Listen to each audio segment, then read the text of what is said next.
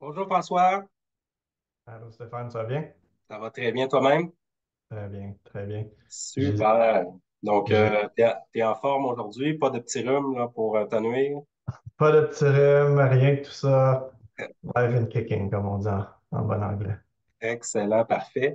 Pour tous ceux qui sont présents, sachez qu'on va commencer à midi, donc on va attendre encore 3 minutes avant de démarrer. Un sujet fort intéressant aujourd'hui sur la reconnaissance des employés avec, avec un des experts dans le domaine. Donc, je vais t'introduire un peu plus tard, François. Donc, on va attendre encore là, quelques instants. Parfait. J'espère que tout le monde a une bonne boisson froide et de l'air climatisé qui fonctionne à pleine vapeur. Ouais, ouais, je plains mes filles qui, cette semaine, sont allées dans une école non climatisée. Ouf, Il y en avait une des deux qui était au troisième étage. Ils sont bons, les enfants, de tolérer ça. Hmm. j'en ai deux qui ont fini l'école aujourd'hui. Justement, je prenais un appel il y a 3 minutes de ma fille qui était bien heureuse de m'annoncer que son examen de maths avait été à succès et que pour Good. se récompenser, elle s'en allait à la ronde Ah, où, où il doit faire 40 degrés sur le ouais, béton en ce moment. effectivement, effectivement. Là, ça va tomber un petit peu, là. Il va pleuvoir, puis on va retrouver des températures plus normales, mais moi, j'ai apprécié. J'ai une piscine sans chauffe-eau, puis je peux te dire que les dernières journées, on était bien. C'était très agréable. Ouais. Effectivement, effectivement.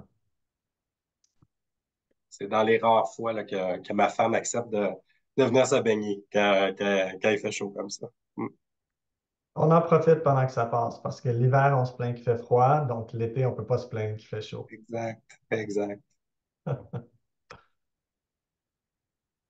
Est-ce que moi, j'ai pas de. Ah oui, je vois la visibilité sur les participants qui Ouais, commencent à c'est ça. rentrer. Super. On attend un bon nombre de participants. C'est un sujet qui a généré beaucoup d'intérêt. Donc, Mais on devrait c'est avoir une masse de participants là, qui vont s'ajouter d'ici une minute.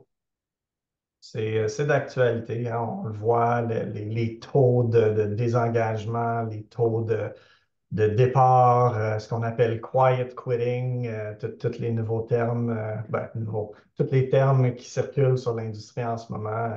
Je crois qu'il y a définitivement quelque chose que les entreprises peuvent faire de mieux. Puis j'espère qu'ils peuvent apprendre quelque chose aujourd'hui. Je pense que ça va être mission réussie. Moi, j'ai confiance. Moi Fait que, aussi. ben, pour ceux qui viennent de se joindre, merci de votre temps. Merci de votre intérêt à participer à ce webinaire sur la reconnaissance des employés. On va démarrer dans une minute. On est sur le point. Fait que merci de prendre du temps sur votre heure de lunch, dans vos journées occupées avant les vacances. On apprécie. Bon, mais c'est parfait. Donc, on va lancer le tout. Sachez que c'est enregistré. Donc, vous aurez une copie de l'enregistrement par la suite. Je vais à l'instant vous partager mon écran. Donc, on va se mettre en mode diaporama. Excellent. Donc, bienvenue à tous. Un webinaire aujourd'hui en partenariat avec Applause et Folks. Donc, reconnaissance et télétravail vers une culture d'entreprise connectée. Au niveau de notre prochain webinaire, bon, comme vous le savez, on a pris une bonne habitude d'organiser un webinaire tous les mois. Ça fait partie de notre intention de poursuivre cet automne. On va prendre un petit moment de répit cet été pour le mois de juillet. On va vous laisser partir en vacances aussi. Donc, fin août, vous allez recevoir de nos nouvelles via notre infolette à laquelle vous êtes inscrite sans doute. Sinon, allez vous inscrire et on aura un sujet là, très alléchant pour la fin août. Pour vous. Donc, rapidement, pour ceux qui ne le savent pas, Folks, c'est une entreprise qui dessert au-delà de 1200 clients au Canada. On gère plus de 125 000 dossiers employés. On a ficelé un financement de 4,5 millions de dollars au début de l'année. Donc, on a le vent dans les voiles, on a doublé notre équipe de développement. Donc, pour les gens qui sont avec nous aujourd'hui, qui sont déjà clients chez Folks, vous allez voir beaucoup de nouveautés, de nouveaux modules, de belles fonctionnalités arriver au cours des prochains mois. On annonce un automne extraordinaire à ce niveau-là. Donc, vous n'aurez jamais vu autant de vélocité dans notre produit. Maintenant, pour ceux qui ne sont pas familiers avec Folks, ben, sachez qu'on offre un système d'information ressources humaines. C'est un excellent bon point de départ pour toute équipe RH qui souhaite moderniser sa gestion quotidienne des tâches RH. On offre une panoplie de modules allant de l'accueil-intégration en passant par la gestion des départs, en allant par les évaluations de performance et les signatures électroniques. Un des volets qu'on n'a pas dans Fox, ben, c'est le volet de reconnaissance. Et c'est pourquoi là, on en parle aujourd'hui et qu'on a une firme très intéressante pour en parler.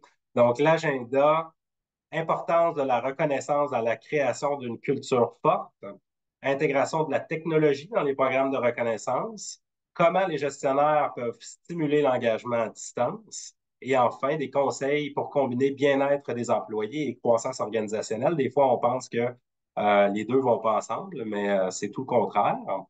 Donc, aujourd'hui, avec moi, j'ai la chance de vous introduire François Fortier. Pour ceux qui ne le connaissent pas, François baigne dans l'univers de la reconnaissance depuis 2005. Donc, ça fait déjà une vingtaine d'années que François a développé une expertise dans la reconnaissance avec le groupe KLF anciennement, depuis 5 ans avec Applause à titre de président fondateur. Il va pouvoir vous en parler aujourd'hui de ce que c'est Applause. Le but, ce n'est pas de vous faire une démonstration de cette solution technologique qui est à l'échelle planétaire aujourd'hui, Applause.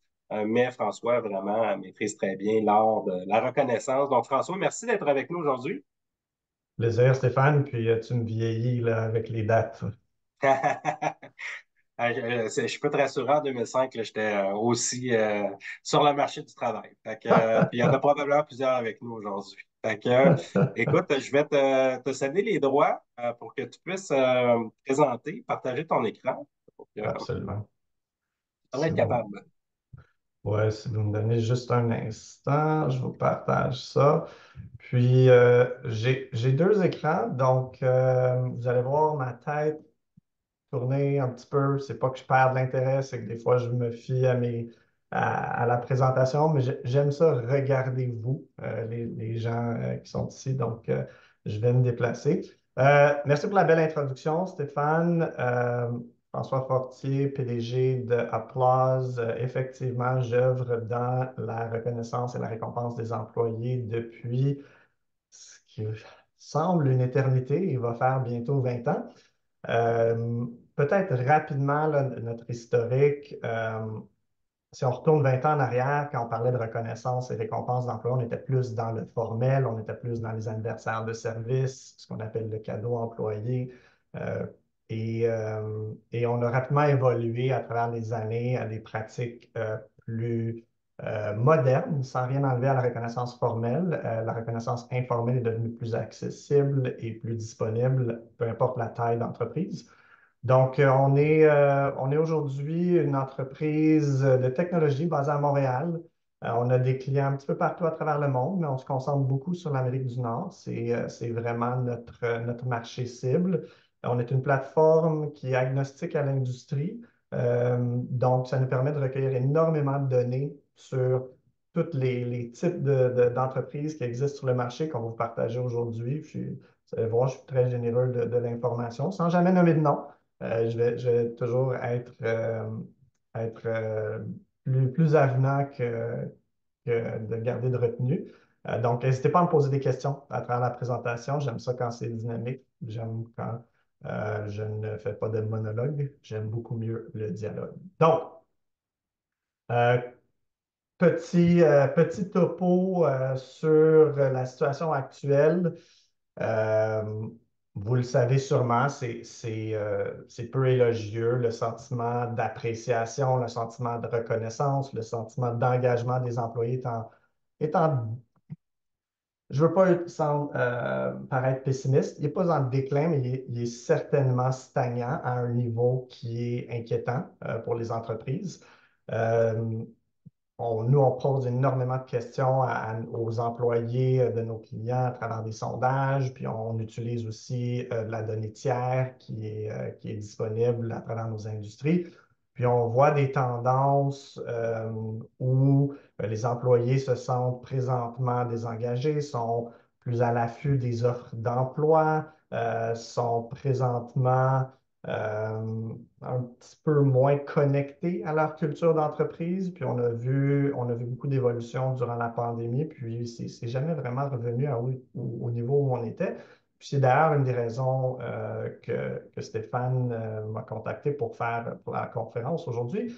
On veut parler des défis de la reconnaissance et de l'engagement dans des milieux hybrides. On va s'adresser à tous les milieux, là, mais on va incorporer des axes qui sont qui font référence aux nouvelles méthodes de travail, c'est-à-dire des gens distribués, des méthodologies un petit peu plus hybrides de travail.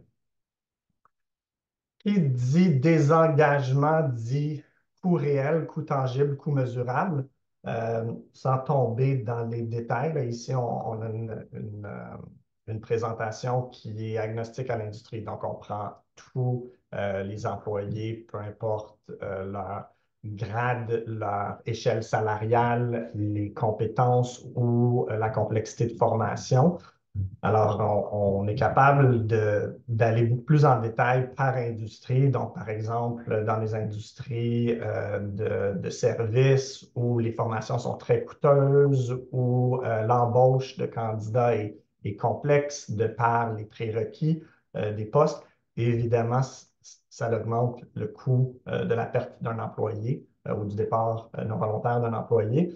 Euh, mais qui dit désengagement n'est pas simplement lié au départ. On parle aussi de, comme on disait tantôt pour ceux qui sont arrivés un petit peu sur le tard, quiet quitting, ce fameux slogan qui est revenu à la mode dernièrement. Nous, on en parle depuis un bout de temps sous le terme du désengagement. Euh, c'est l'employé qui fait le minimum, l'employé qui tire à la baisse, l'employé qui est cynique, l'employé qui repousse le changement. Il y a un coût à ça, à l'entreprise. Il y a un coût réel qui est mesurable. Euh, et on oublie souvent cette composante-là du désengagement. Donc, c'est quelque chose qui est tangible, qui est mesurable, puis qui nous aide aussi justement à justifier le ROI d'investir dans la mobilisation, dans l'engagement, dans la reconnaissance des employés. Puis je ferais du pouce sur ça. En fait, c'est intéressant ce que tu mentionnes. Puis oui, ça a un coût direct avec cet employé-là, mais il y a toute la notion de contamination aussi. Oui. Cet employé-là vient affecter le moral des troupes. Puis ça, ben, ça peut avoir des coûts encore plus importants.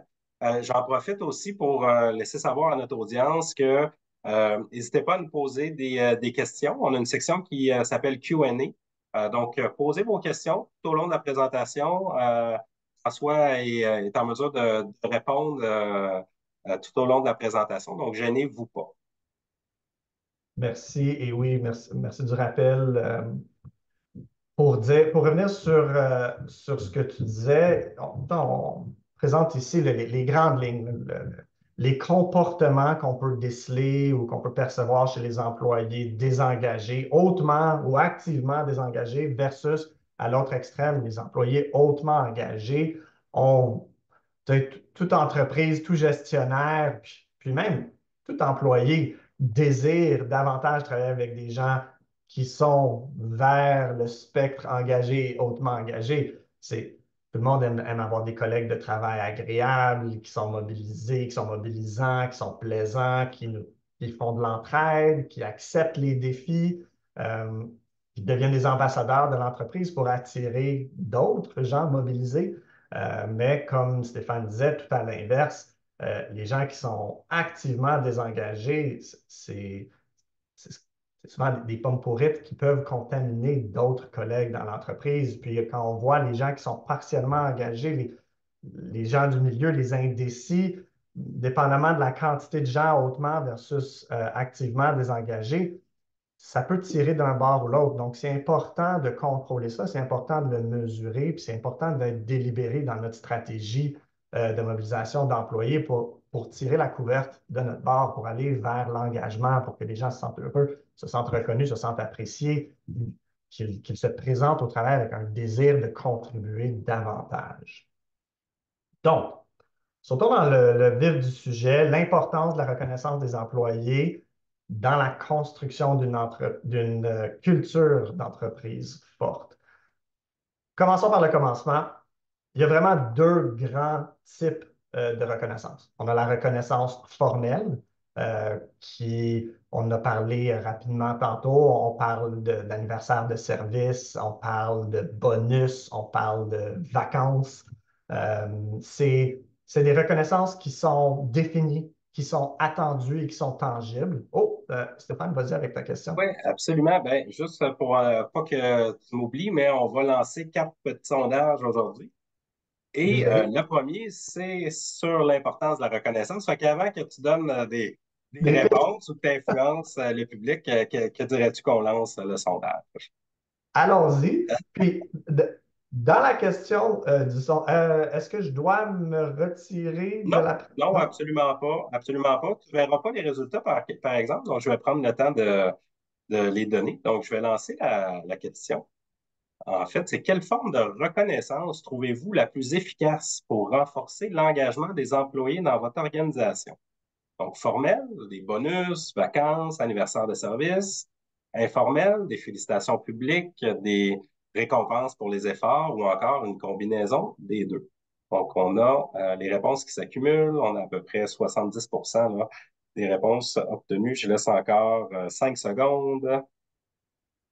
Suite de quoi, là, je vais fermer le tout, puis je vais te partager les résultats qui sont très intéressants. Voilà. On va terminer ça. Parfait. Donc, au niveau des résultats, ben, en fait, la réponse qui sort, ben, on a 88 de l'audience aujourd'hui qui dit une combinaison des deux, 9 informel et 4 formel. Bravo. C'est la bonne... Non, pas dire bonne. C'est la meilleure des réponses. Il n'existe pas de mauvaise forme de reconnaissance. Toute forme de reconnaissance va nous aider à mobiliser les employés, à pousser vers cette échelle d'engagement.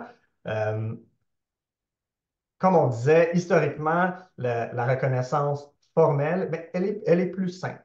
Hein. Elle est plus simple à implémenter, elle est plus simple à mesurer, elle est ironiquement plus coûteuse et à elle seule va générer moins de sentiments d'appréciation et d'appartenance. Donc, si on est pour en faire une seule, la moins coûteuse et la plus haute en retour de mobilisation, on parle de reconnaissance informelle. Je vais vous en glisser quelques petits exemples tantôt, puis même si on a le temps, je vais insérer des exemples de clients qui ont du succès. Euh, et évidemment, si on est capable de faire les deux, ou si on a la capacité interne de faire les deux, c'est là qu'on est capable d'extraire le maximum. On parle de reconnaissance formelle, on l'a couvert. Informelle, on parle de la spontanéité. En anglais, le terme peer-to-peer recognition, qui est un petit peu plus connu, et vraiment l'idée qui est évoquée ici, c'est on est dans la fréquence, on est dans des interactions quotidiennes, on est et dans un milieu de travail hybride, c'est souvent la première à être impactée parce que puisqu'on a moins de contacts humains involontaires et spontanés, on a moins d'opportunités de faire de reconnaissance, d'appréciation, des tapes dans le dos, des high fives. Ça s'accumule avec le temps et c'est ces interactions-là qui génèrent toute cette culture de reconnaissance informelle. Qui dit reconnaissance informelle dit, il y a une science derrière tout ça. Hein, on n'est pas en train de l'inventer, là. Il y a vraiment des unités de mesure, des unités de contrôle. Et on parle de quatre grandes, des piliers, des méthodologies suggérées pour augmenter le sentiment d'appréciation, pour augmenter cet engagement-là, quand on parle de reconnaissance informelle. Donc, si on parle immédiatement, le terme m'échappe, mais d'être vraiment le plus près possible de l'événement qu'on essaie de reconnaître va augmenter le sentiment d'engagement et d'appréciation. Le deuxième pilier, on parle de fréquence. La fréquence des reconnaissances va avoir un plus gros impact que la taille de l'événement. Donc, on travaille beaucoup avec des entreprises qui font des galas annuels, qui est exceptionnel pour créer ce moment de fierté, puis cet événement rassembleur. Mais si c'est le seul événement de reconnaissance qui existe dans l'année, nous, on prône beaucoup plus la fréquence, les micro-reconnaissances, les petits événements au quotidien qui sont plus fréquents, qui sont plus faciles à reconnaître et qui enlèvent beaucoup de pression sur l'équipe des RH et aussi les gestionnaires. Ça vient de tous les sens, du gestionnaire à l'employé, de l'employé vers le gestionnaire et également en pair. Donc, la fréquence est très, très importante. Qui dit fréquence, le seuil minimum qu'on suggère, puis que la majorité de nos pairs dans l'industrie aussi ont adopté, basé sur la donnée, évidemment, c'est la fréquence d'une fois par mois. Chaque employé devrait être reconnu au minimum une fois par mois soit dans son quotidien, soit sur une plateforme de reconnaissance, soit sur un babillard de reconnaissance. On voit ça aussi dans certaines industries manufacturières. Le troisième pilier, on parle de la personnalisation. Donc, au lieu de faire nos louanges génériques comme le bravo, good job, euh, on essaie d'y mettre un petit peu plus de détails, essayer de rattacher une action spécifique, de mettre un moment, hein, de le mettre dans le temps, de l'ancrer dans le temps, puis essayer de rattacher des composantes humaines spécifiques à l'individu qu'on reconnaît. Donc, on a dit l'immédiateté, la fréquence, la personnalisation et le dernier est l'authenticité. L'authenticité, on voit souvent des gens qui se parlent d'un certain jargon, un certain langage au-dessus, hein. On a des collègues, puis après ça, on voit des reconnaissances formelles très, pas pour influencer ou mélanger les gens, là, mais très protocolaires, vous, décorum et ainsi de suite. Ça brise un peu l'authenticité, ce qui diminue un peu le sentiment d'appréciation chez les gens. Pensez simplement à recevoir une carte de vœux imprimée par euh, un manufacturier, pas pour en nommer, versus une carte manuscrite. Il y a un immense sentiment, il y a une immense différence au niveau du sentiment d'appréciation de la personne qui la reçoit. La même chose se produit au niveau de la reconnaissance. C'est d'ailleurs pourquoi l'intelligence artificielle ne s'est pas encore complètement insérée dans les plateformes de reconnaissance. Il y a un désaccord au niveau d'utiliser des LLM et de l'intelligence artificielle générative pour écrire des mots d'appréciation parce qu'on perd l'authenticité et on perd la personnalisation. Le jury n'est pas encore sorti là-dessus, à suivre. Euh, mais pour revenir au sondage, la combinaison des deux est de loin la meilleure stratégie à implanter au niveau des entreprises. Et encore une fois, la formelle, beaucoup plus coûteuse que l'informelle. Souvent, les gens ont cette méconception-là. C'est vraiment le contraire. Il y a très peu de coûts à implanter une stratégie de reconnaissance informelle, contrairement à la formelle. Euh, Parlons des avantages puis de l'impact sur la culture. Euh, qui dit employé mobilisé, on l'a vu précédemment. Petite question, François. Vas-y. Là, on voit à l'écran l'importance de la reconnaissance des employés. On est bien sur la bonne slide, comme on dit? Oui, Oui. parfait. Euh, les avantages de la reconnaissance, on parle des employés plus productifs, hein. On l'a vu sur la slide précédente. On parle d'une facilité d'attraction de nouveaux talents, hein. Il y a beaucoup d'entreprises qui mettent énormément d'efforts dans leur marketing de marque, leur image de marque, ce qu'on on La voit marque beaucoup. employeur. Marque employeur, merci. Et ben, une grosse partie de ça passe à travers des actions concrètes qui se produisent à l'intérieur de l'entreprise, qui sont mesurables, pour aller calculer ce qui est défini dans l'industrie comme le ENPS, qui nous permet d'attirer plus de talents, qui nous permet d'avoir une culture où les gens veulent activement entrer les membres de leur entourage dans cette culture-là. Ils s'en sont fiers et ils veulent la promouvoir. Un autre avantage, on parle de rétention, on en a parlé tantôt, mais on ne peut pas le pistonner assez. C'est très coûteux pour une entreprise au niveau de perte monétaire, perte de productivité, perte de connaissances. Les employés qui quittent une entreprise, donc créer des cultures, où la reconnaissance est forte, va aider à retenir les employés plus longtemps. On le mesure par l'ancienneté moyenne d'un employé, on le mesure par une diminution du taux de roulement. On parle aussi d'amélioration.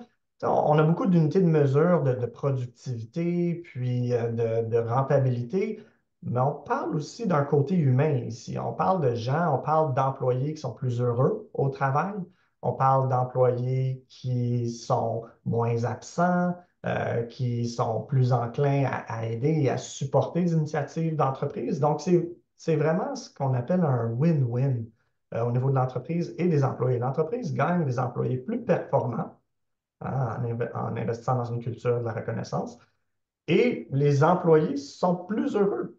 Donc, c'est vraiment une union saine où il y a pas de gagnant-perdant. C'est vraiment pas un jeu à somme zéro.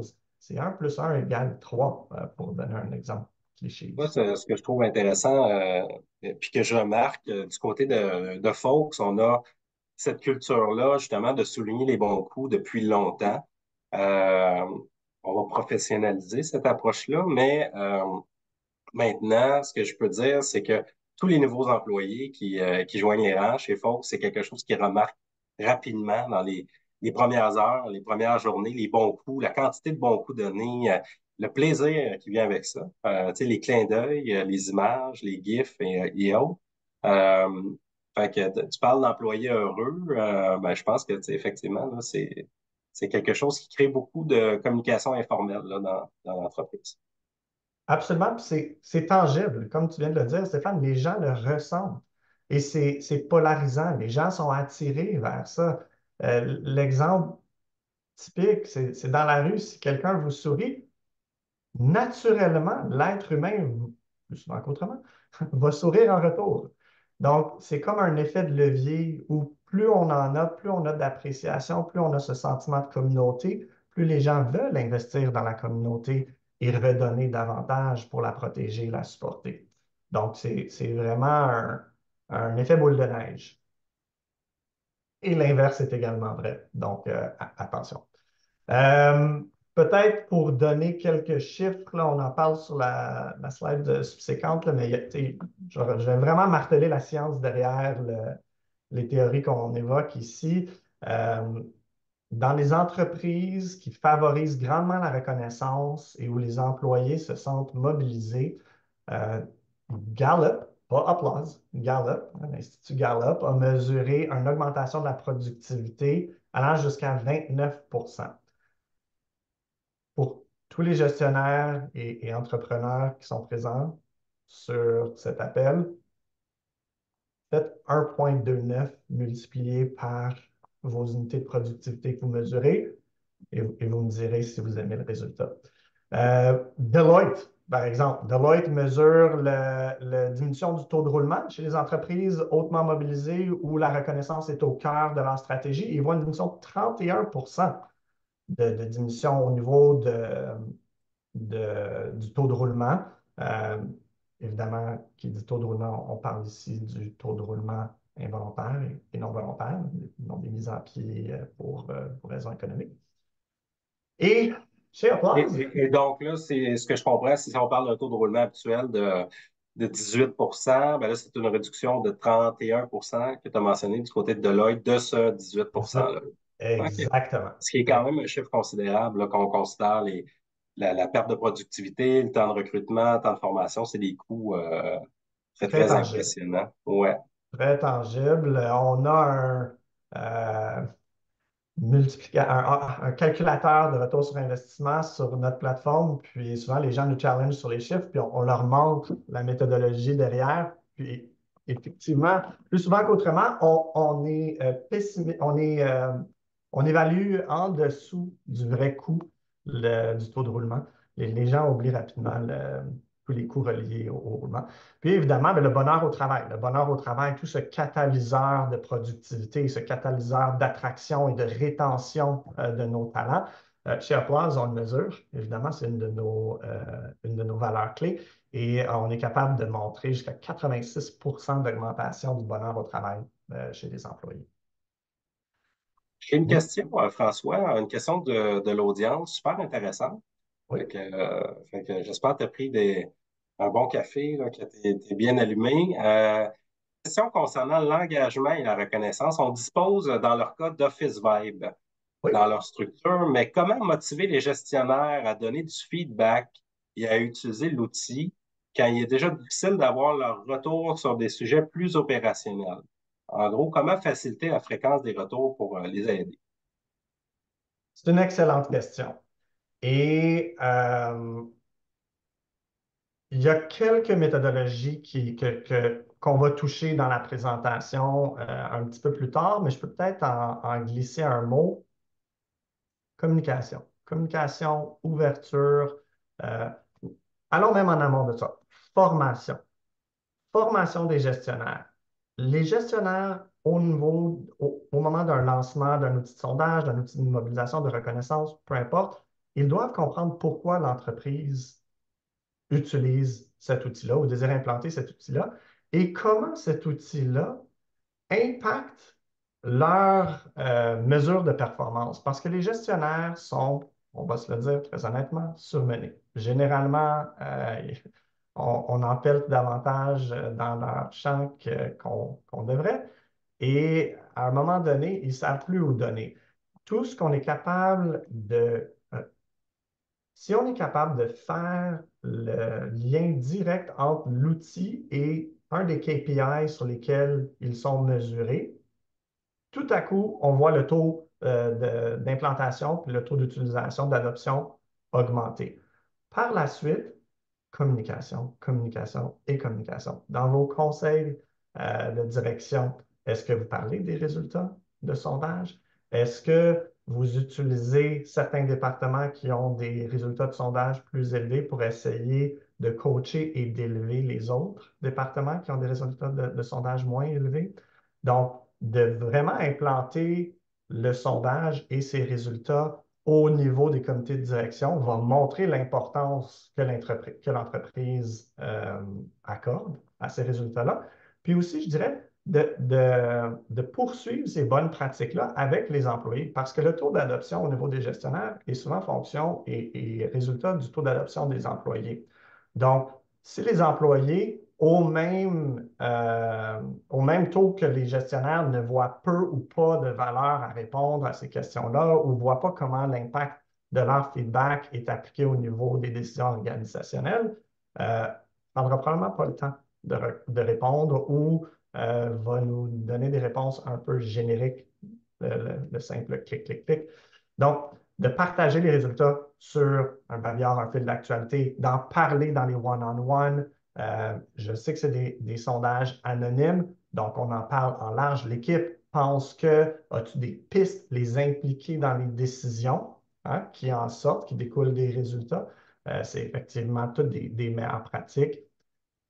Il y a certaines compagnies avec qui nous on travaille, parce que nous aussi, on a un outil de sondage en continu, le fameux Pulse Survey.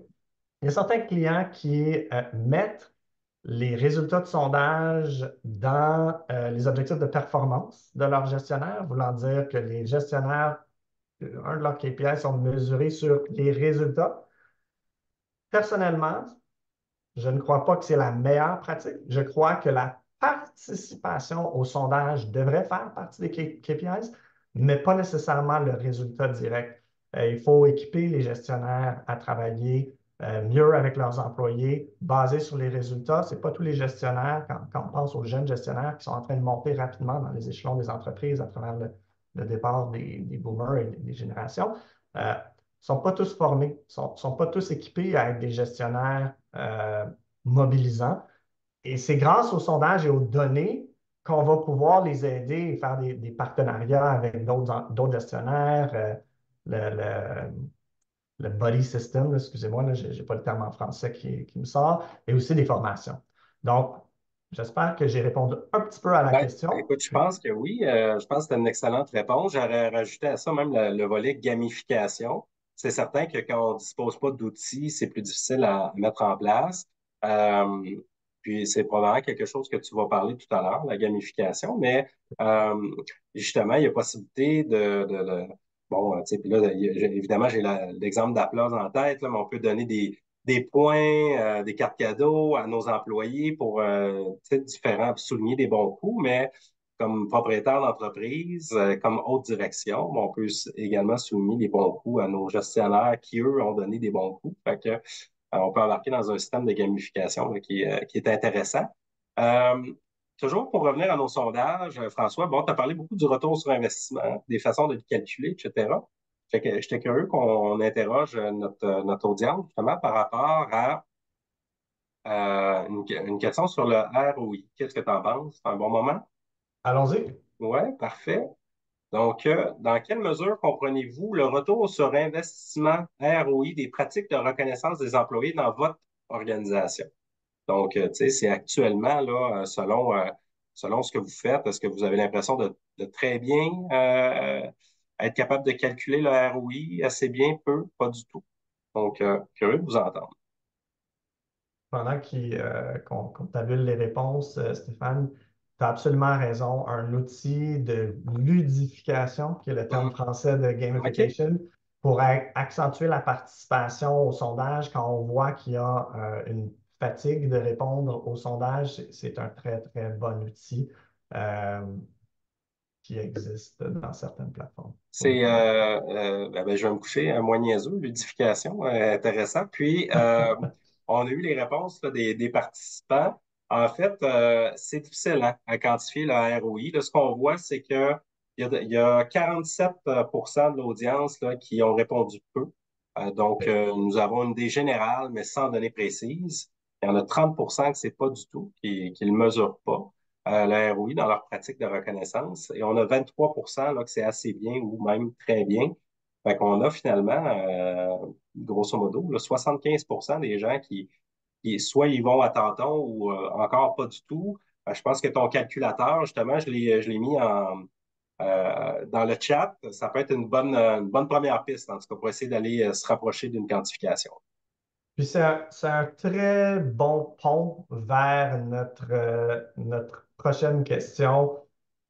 Qui dit technologie dit capacité de diffuser, capacité d'améliorer, mais surtout capacité de mesurer, hein.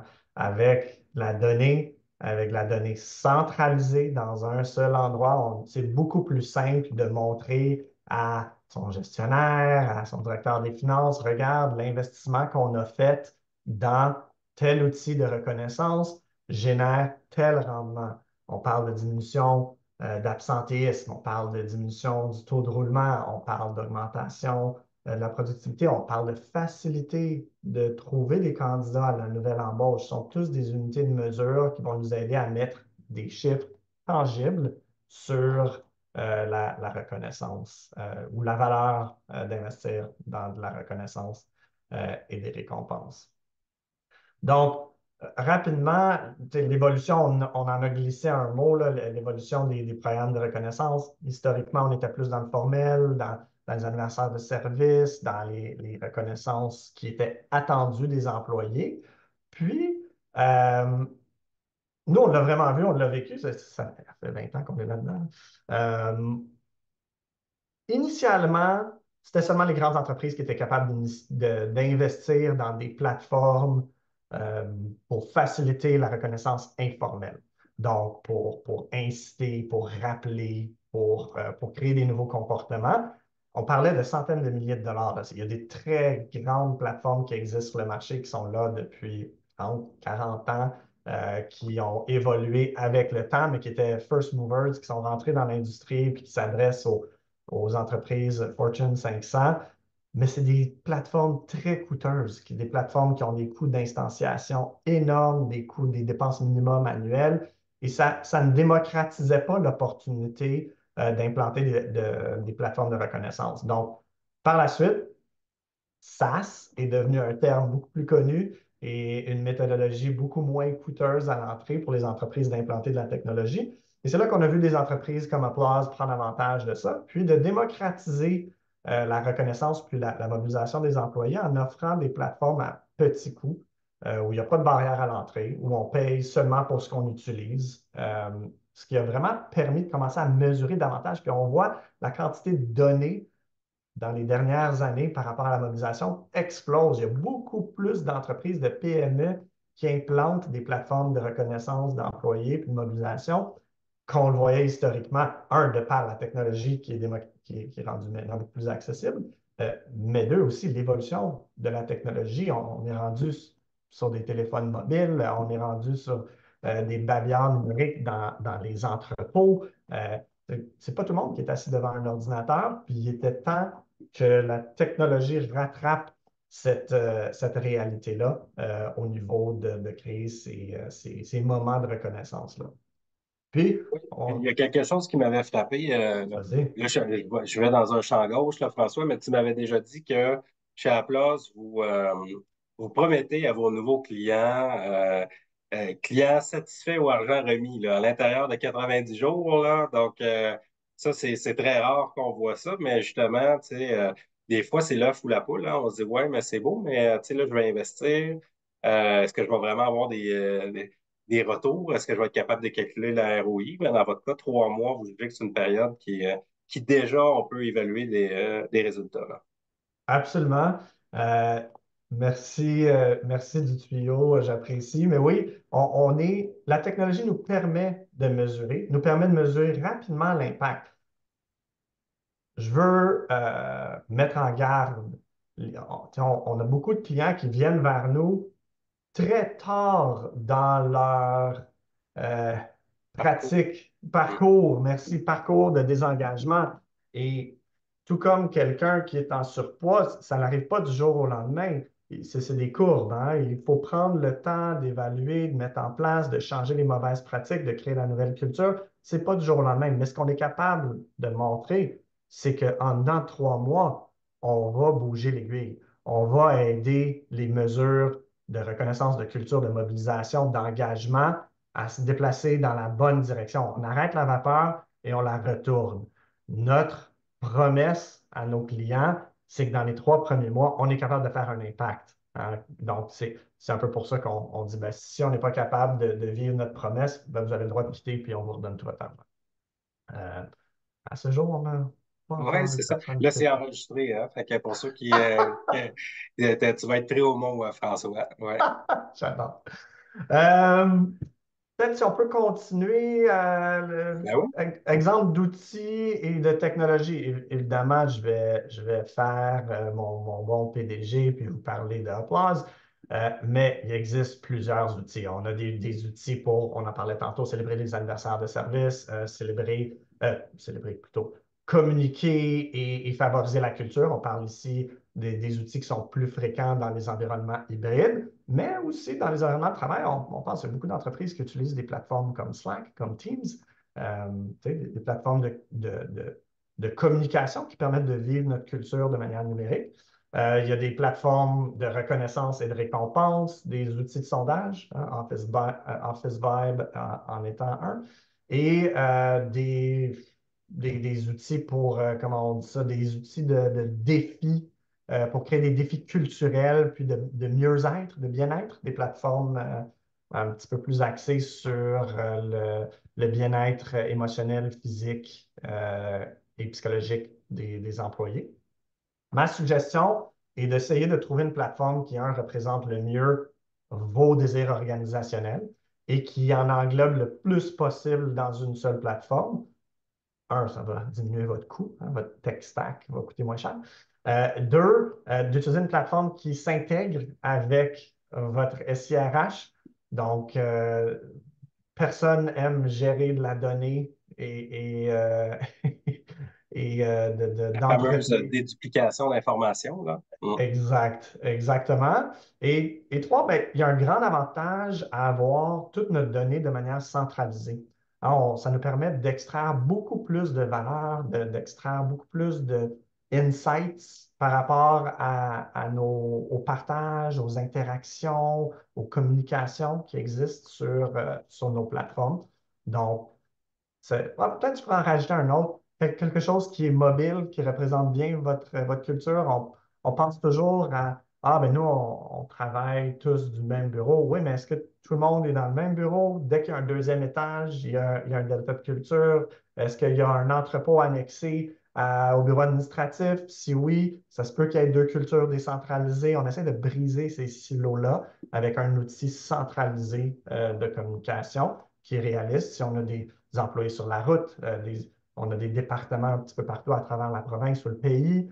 euh, un outil qui essaie de ramener tout ça sous une seule culture harmonisée.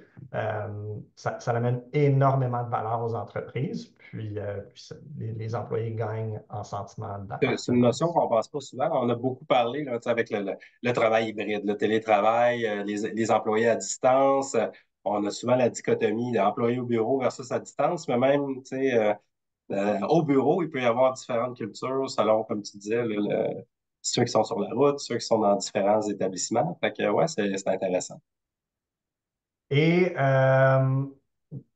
qui dit technologie, ben, on l'a dit tantôt, permet de quantifier, permet de définir, permet de respecter. Il n'y a rien de pire que des pratiques de favoritisme au niveau de la reconnaissance ou des récompenses, des dates manquées. Ah, il y a tellement de clients qui nous appellent, qui disent, j'ai perdu un employé, 10 ans de service parce que on a oublié sa date. C'était quelque part dans un spreadsheet Excel, puis on l'a oublié, puis c'est lui qui nous l'a rappelé, ou encore pire, on a offert une reconnaissance non personnalisée. Je vais partager une petite histoire. On avait une compagnie d'assurance qui est venue vers nous, qui nous a dit on a perdu une de nos hautes dirigeantes parce que pour ses 15 ans d'anniversaire de service, son gestionnaire lui a remis une carte imprimée, euh, générique, là, non manuscrite, avec une carte cadeau Starbucks dedans. C'était juste écrit bravo pour tes 10 ans, tes 15 ans.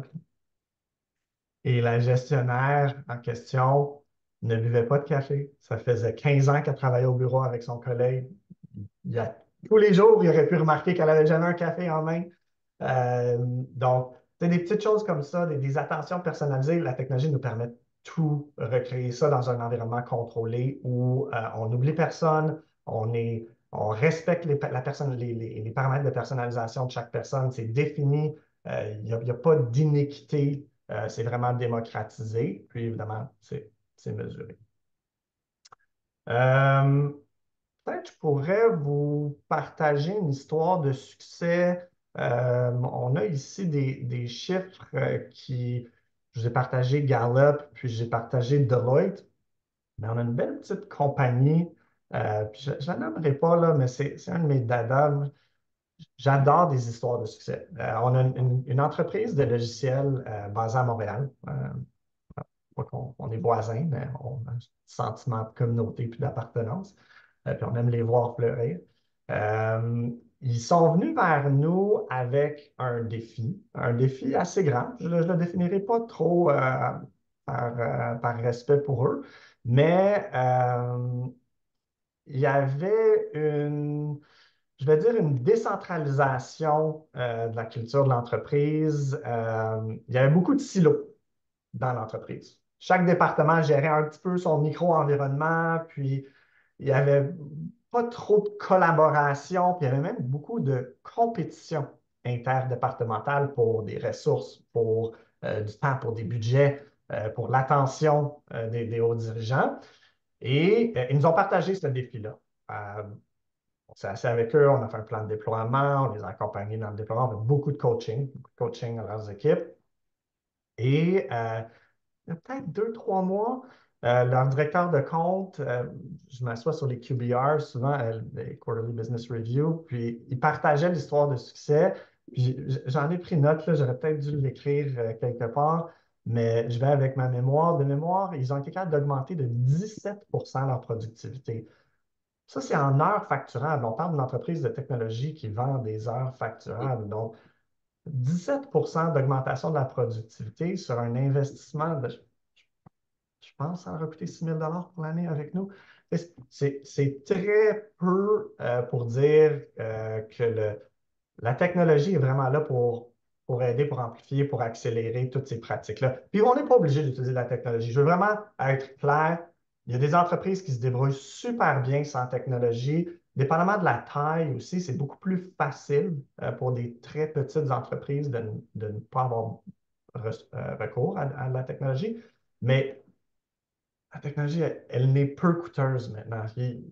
Si c'était le seul défi d'une entreprise, c'était d'avoir un budget, arrêtez cette pensée-là, retournez au marché, allez voir ce qui est disponible présentement. Là, pour quelques dollars par employé, vous allez vraiment pouvoir commencer à affecter votre culture, puis votre productivité, puis votre rétention d'employés. Le temps file, il nous reste 12 minutes. On a Oui. encore deux sondages à faire, puis un petit mot de la fin. Donc, justement, employé à distance, euh, allons-y avec justement une question pour l'audience. Donc, la question est la suivante. Quels sont les principaux défis que vous rencontrez pour engager vos employés à distance, en fait, pour les mobiliser? Donc, est-ce qu'il s'agit de l'isolement des employés, d'une communication inefficace, de manque d'opportunités de coaching, la diminution du sentiment d'appartenance ou encore un autre choix? Donc, les réponses s'accumulent. Donc, quels sont vos principaux défis que vous rencontrez pour engager vos employés à distance ou les mobiliser, en fait?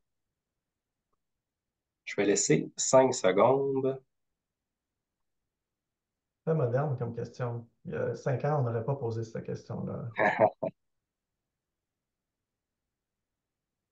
Parfait. Donc, je vais fermer le sondage dans 3, 2, 1. Donc, au premier rang, diminution du sentiment d'appartenance. Donc, ça, c'est le défi principal. Donc, le sentiment d'appartenance. Ensuite, il y a l'isolement des employés à 21%. Et ensuite, à peu près ex aequo, on a le manque d'opportunités de coaching et communication inefficace. Mm. C'est pas mal dans l'ordre d'impact aussi au niveau du désengagement. Donc, c'est très en ligne avec les données qu'on recueille et qu'on voit. Euh, le sentiment d'appartenance a un gros impact lorsqu'on est loin des yeux, loin du cœur. Ça se transmet aussi au niveau du travail. La connexion humaine, la confiance se bâtit par les yeux. Donc, il y a tous ces composantes euh, scientifiquement prouvées qui existent.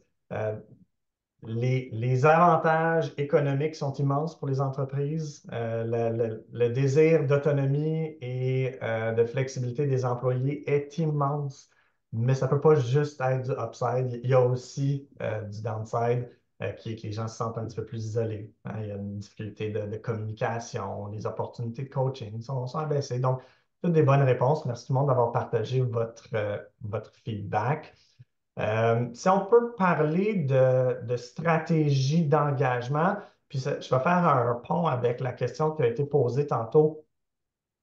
Ça commence au niveau de la gestion. Je ne peux pas le marteler assez. Les entreprises ou les gestionnaires et la haute direction ne s'impliquera pas au niveau de la stratégie d'engagement. On ne verra pas de succès au niveau du déploiement des initiatives. C'est aussi simple que ça. Les gens imitent, les gens perçoivent, les gens s'ajustent basé sur ce que leur gestionnaire et la haute direction dit qui est important. Hein? Si personne ne se présente jamais au meeting je ne sais pas, de révision de compte, ben, on voit que ce n'est pas important, la gestion des comptes et la révision des comptes au budget des employés. C'est la même chose au niveau des stratégies d'engagement. Donc, très, très, très important que les gestionnaires soient formés, qu'ils participent, qu'ils soutiennent le programme qui est mis en place. Formation et éducation, il faut fournir des formations en continu. Il n'y a pas de raccourci. C'est vraiment aussi simple que ça. Si je peux penser à d'autres stratégies, des outils de collaboration. Excusez-moi, ma chaise baisse à mesure que je vous parle. Je ne sais pas exactement pourquoi, mais c'est un petit peu dérangeant pour moi. L'utilisation d'outils de collaboration, très, très, très important. On en a parlé tantôt quand on est décentralisé, communication, isolement.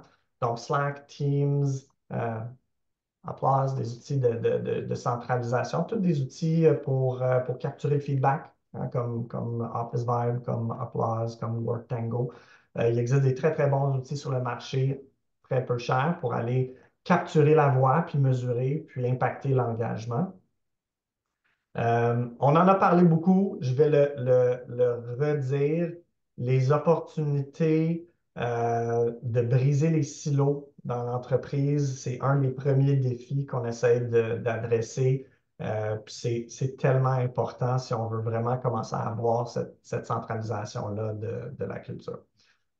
Euh, je vois le temps défiler, là, puis je suis en train de me demander si on ne devrait pas tout de suite passer à la prochaine slide ou laisser du temps pour des questions, Oui, Stéphane, absolument. On peut faire ça. parce que la reconnaissance, j'en ai parlé pas mal. Je pense qu'à ce point-ci, les gens sont bien au courant de mon opinion là-dessus. Puis je veux avoir leur feedback sur le Mhm. sondage de la dernière. Parfait. On va le lancer justement. Donc, quelle initiative de bien-être pensez-vous être les plus bénéfiques pour votre entreprise?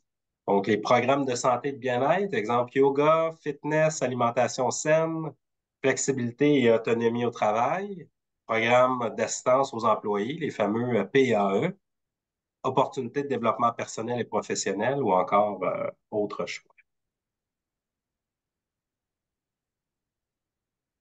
Pendant, on va laisser une minute ou 30 secondes. Puis peut-être pour ceux qui sont moins au courant ou qui connaissent moins une définition claire. On parle ici d'un environnement de travail où la santé mentale, la santé physique et même émotionnelle des employés est une priorité. Ça, c'est quand on parle de favoriser un endroit où le bien-être des employés est mis au cœur du développement organisationnel, c'est à ça qu'on fait référence. Donc, je vais fermer le sondage à l'instant. Euh, donc, au premier rang, tu penses c'est quoi au premier rang, François? Je vais dire les fameux PAE. Non, c'est la flexibilité et l'autonomie au travail avec 57% quand même. Deuxième rang, Bravo. les opportunités de développement personnel et professionnel. Et après ça, ben, on a ex aequo, là, les PAE et les programmes de santé et bien-être. Quelle belle nouvelle! Je pensais vous avoir au jeu, mais on a une communauté de gens très Très allumé. avertis, ouais, Mhm. très allumés. C'est la méconception. C'est la méconception que ça prend un programme d'assistance employée pour adresser le bien-être des employés. Ce n'est pas le cas. Les employés veulent de la flexibilité, de l'autonomie et des opportunités de croissance dans l'entreprise. C'est toujours les trois premiers qui sortent dans nos sondages. Tous les, tout, je ne devrais pas dire ça, la majorité de l'information qui est disponible sur le marché présentement indique ou guide tout dans la même direction. Donc, donnez de l'autonomie, donnez de la flexibilité à vos employés. Ça ne vous coûte pas grand-chose. En réalité, ça coûte peut-être rien. Mhm. Et évidemment, investissez dans leur développement professionnel et personnel. Mettez en place un plan de croissance. Ayez une vision claire sur le futur de l'employé. Pour les plus petites entreprises où c'est moins facile, ben, parlez de participer à la croissance de l'entreprise. Ayez un mandat défini de groupe si on ne peut pas y aller de manière individuelle avec les employés. Puis ça ne Euh, veut pas dire que les PAE puis les programmes de santé bien-être, ah, c'est pas important parce que j'y pense aussi d'un point de vue pouvoir d'attraction. Quand on a ça, justement, ben, c'est une belle carte de visite, hein, si on veut, là, qu'un nouvel employé arrive, il va rechercher ça dans sa checklist. Maintenant, est-ce que c'est ça qui est le plus bénéfique? Effectivement, c'est pas le cas. effectivement, tout comme la fameuse table de ping-pong ou Mm. les céréales dans la cuisine Le d'employés, là. bar, la Ouais, fontaine de ouais, bière en fût. exact. Ouais, ouais. Donc, toutes des choses qui sont le fun. Ça se met bien sur une demande d'emploi, mais ce n'est pas nécessairement ce qui va favoriser ce que vous essayez d'avoir un impact dessus. Je vois qu'il reste 4 minutes. Je veux peut-être passer à un mot de la fin rapidement. Là. On a des défis, hein, on le sait, le monde du travail est en évolution. On l'a vu, c'était possiblement la plus grosse expérience sociologique qui a existé de tous les temps, la pandémie, puis la réorganisation du travail. On a parlé l'isolement, les communications, le coaching, le sentiment d'appartenance. Il existe des solutions. La technologie est là pour vous supporter. Puis si vous ne voulez pas implanter de la technologie, ben, au moins éduquez-vous, éduquez vos gestionnaires sur les bien-être des pratiques qui existent présentement. Trouvez une manière de le mesurer, quantifiez-le pour qu'on puisse le mesurer, puis essayer de jauger est-ce qu'on atteint nos objectifs. Je ne peux pas le marteler assez, la reconnaissance des employés est un des points les plus faibles dans tous les sondages, le sentiment d'appréciation. Et c'est une des choses qui est la plus rapide à changer de bord une fois qu'on décide de s'investir dans des pratiques de mobilisation et de reconnaissance. Je vais peut-être laisser les dernières 3 minutes pour une question ou deux. Oui, ben absolument. Puis je vais juste partager mon écran rapidement. J'annonce une petite nouvelle. On a deux questions. On va y répondre. Puis n'hésitez pas à en poser d'autres en attendant. Euh, Faute et Aplos, sachez que dorénavant, on a fait une intégration entre les deux plateformes. Intégration du dossier employé, donc pour éviter la déduplication d'informations. C'est une intégration qui est sans frais supplémentaires et qui vous permet de bénéficier à la fois de Folks et d'Aplos en toute simplicité. Si vous êtes client de Folks, encore client d'Aplos, n'hésitez pas à communiquer avec nous pour en savoir davantage. On va aller à la période de questions. Sachez que cet après-midi, je vais vous envoyer, en fait, mon équipe marketing va vous envoyer l'enregistrement de la rencontre d'aujourd'hui. On va vous envoyer également un sondage. Donc, on apprécierait là, si vous avez 10, 20 secondes pour compléter le sondage, savoir ce que vous avez aimé, moins aimé aujourd'hui, ce que vous aimeriez entendre comme sujet pour l'automne.